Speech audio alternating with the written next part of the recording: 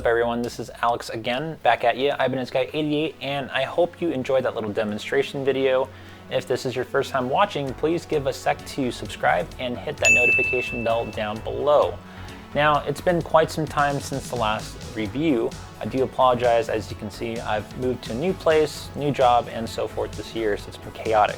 But let's go on with the review and let me give you a little history lesson on the 565. Now, before the initial release of the RG565 in 1991, there was an earlier rendition known as the 565R, also known as the 565DX and 765. It was released in 1989. Sort of like a prototype, you can see it shares very similar specs to what the RG700 series share, like the shark tooth inlays and full neck binding. The guitar features the classic Wizard maple neck and fretboard, Godot tuners, original Ibanez Edge tremolo, V2 humbucker and S1 single, which were the same pickups you can actually find in the 1987 550 at the time. Released for only 1 year, these are probably the most sought after and rarest models of the 565 configuration. These models were released in candy apple red and desert yellow finishes. The RG565 was released in 1991. It had a very short span that lived through 1992, only 2 years of production. The guitar featured a basswood body, classic Wizard neck with a reverse headstock with matching color inlays, HB2 humbucker and SB1, which is a dual-bladed single coil which gives the output of a humbucker. The first year featured the original Edge trem, and the second year introduced the Edge Low Pro. Through the 2 years, they were available in laser blue, emerald green, candy apple, and black finishes.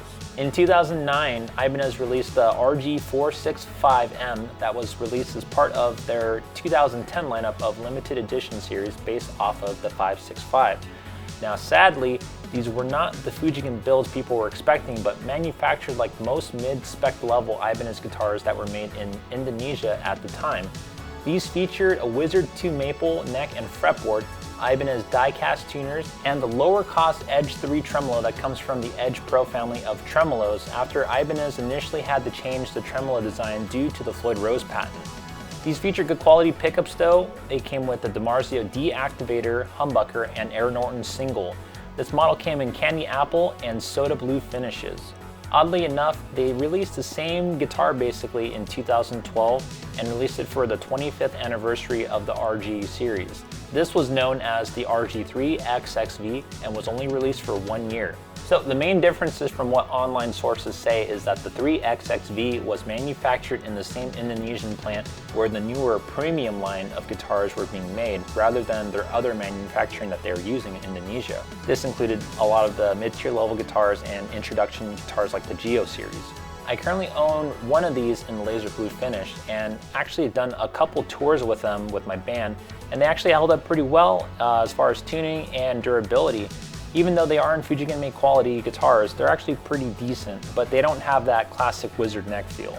Now, with the RG550s having a proper reissue back in the day, a lot of fans, including myself, felt kind of gypped that these past releases didn't feel like a legit remake or a true reissue of the original counterpart, and I'm glad to say that in the late 2020, RG565 Genesis feels exactly like the original. So if you're gonna stop the video right here, and you wanted an answer, this comes as close as the original will ever be. Ibanez was thankful enough to send this my way, but like my other Genesis video, before they sent it, I requested that they don't send it to me without any tinkering done to the factory setup, so this gives me the same opportunity and experience as any others planning to purchase this guitar. Now currently on the market for $999.99 plus tax and shipping. They're a little hard to find if you're at a mom and pop store or if you go to any online stores.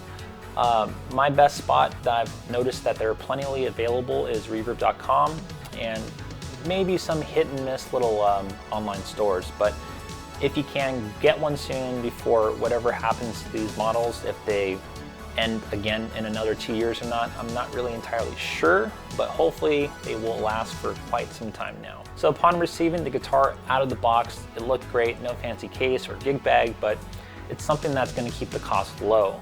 But upon inspection of the body, I did notice that in the upper horn that there is burn through in the paint finish. And this can happen during the buffing process in manufacturing if they're really not careful on that buffing wheel. It's not really a big deal to me. The this guitar will be toured with, and eventually it's going to collect more battle scars on this along its journey. Now, the fret ends were very smooth to the touch with no fret sprouting. The frets were pretty decently shiny, but essentially when I do my first string change, I'm going to put it on the buffing wheel and get that like mirror shine finish. It was relatively in tune, but not really something I would play right out of the box. So I love having that quote unquote like shred action. So I went ahead and lowered the action. I also inspected for high frets during that time, and honestly, there's nothing wrong with this guitar. Just kind of like my 550 in the past, there were no issues with the neck at all, and it didn't need any kind of like fret maintenance besides me wanting to give a little extra mojo to the frets. To a certain degree though, I have seen other players online, different YouTube reviews as well, with different scenarios of either fret sprouting or some high frets.